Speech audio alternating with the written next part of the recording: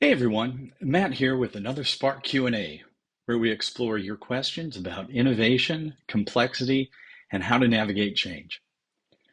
Today's question comes from my friend and longtime collaborator, Nick Scappaticci, who leads Big Dreams, a strategic design studio helping organizations make bold ideas real. I've been able to collaborate with Nick on a number of cool projects and talks over the past 10 plus years. Nick was an early guest on the Iowa Idea podcast, and I'll link to Nick's site and that episode in the description.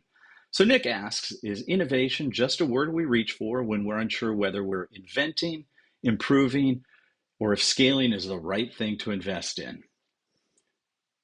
What the fuck, Nick? Classic Nick, always tossing out a provocative question that makes you stop and think. Now, Nick's led award-winning design and innovation projects around the globe that have been recognized by the Smithsonian and the Cooper Hewitt. So when Nick says something like this, I know it's worth unpacking.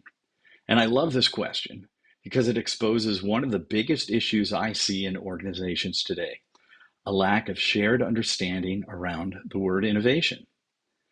Here's the thing. Innovation is a lot like the F-bomb. It's emotional, it's flexible, it can be used in a bunch of different contexts. A verb, a noun, adverb, adjective, gerund. Sometimes it's provocative and it grabs attention.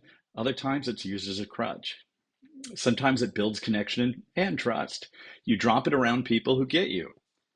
Other times it can be divisive. You say it in the wrong room and suddenly everyone gets tense. So, just like the F word, when we say innovation, it's loaded, it carries energy, attitude, even identity, which room and suddenly everyone gets tense. So, just like the F word, when we say innovation, it's loaded, it carries energy, attitude, even identity, which raises a fair question. What the F do we mean when we use the word innovation? So, a couple of years ago, I worked with a large global company on their innovation strategy. From day one, it was clear there was confusion. Nobody could answer the basic question like, who owns innovation? Where does it live? What outcomes are we after? Some teams were curious about innovation, but they were passive, waiting to see if this innovation thing would blow over. Others were actively resisting, seeing it as a threat to their turf or position in the company. It was like trying to run a relay race where no one really knew where the baton was, who might be holding it, what lane they're running in, or where the finish line might even be. So here's the kicker. While all that was happening inside the company, in their annual report, they used the word innovation over 100 times. Externally, they told shareholders in the street that they were bold and future focused. Internally, they didn't even share a common definition.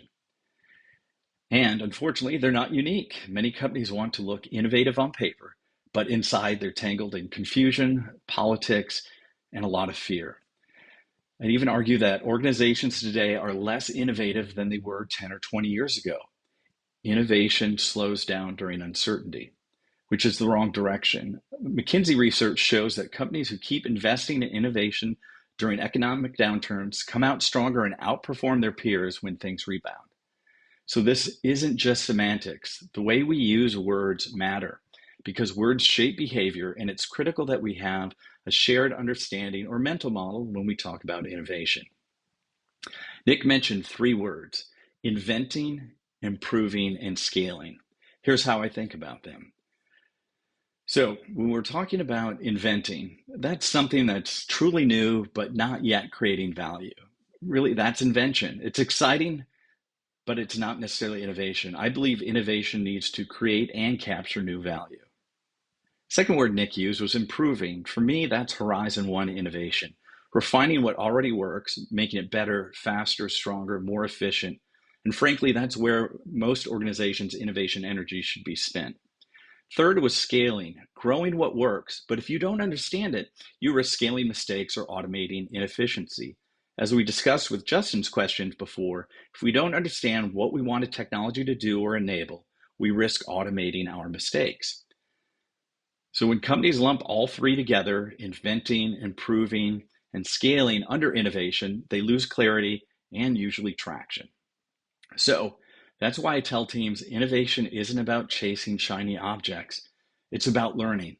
It's about de-risking your future. It's about reducing uncertainty, testing assumptions, and building to learn, not just building to decide. So again, it's kind of like a smarter version of F around and find out. And let's focus on the find out. Run small, thoughtful experiments, learn fast and adjust before you scale. Because if you skip that step, you might just find out the hard way and expensively.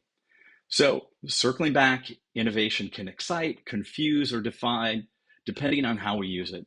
Sometimes it builds trust, and sometimes it blows up like an F bomb. But that tension is an opportunity. If your team slows down enough and defines what innovation really means for them, you can align, focus, and move faster together. So, Nick, thanks for such a thoughtful and provocative question. I hope I've done it justice. And everybody watching, if you've got a question about innovation, navigating complexity, or sense making, drop it in the comments or send it my way. It might be the next topic for a Spark Q&A. Thanks so much. So everybody, until next time, keep experimenting and keep learning. Thank you.